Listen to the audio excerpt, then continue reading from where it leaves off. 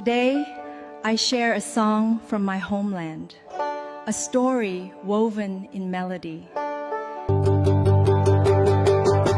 گلی صد برگ تابستانم ای یار، فرار از ملک مالستانم ای یار، فرار از ملک مالستانم ای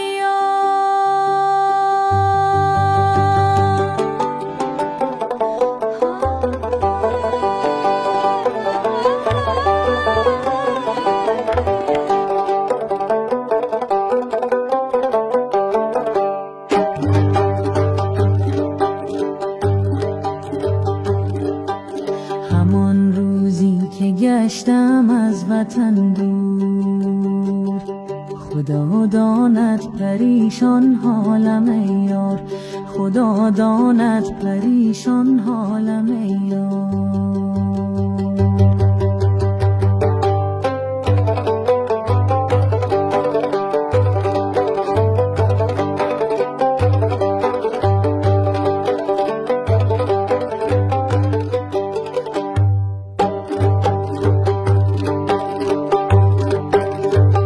خدایا کشکی کوتل شیر موشودی، که کوتل راهی مسافر موشودی، که کوتل راهی مسافر موشودی.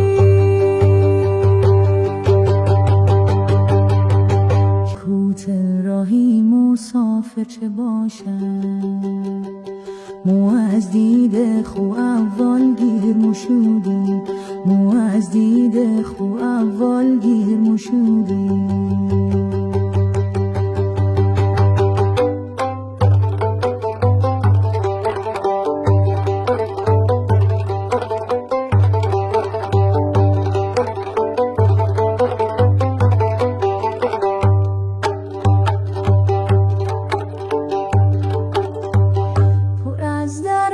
پر از دردم خدایا،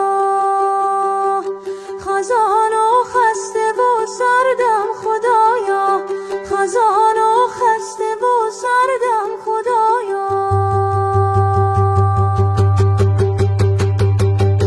دلم دریای خون از خایقی دید، که سوی خانه برگردم خدایا، که سوی خانه برگردم خدایا، که سوی خانه برگردم خدایا.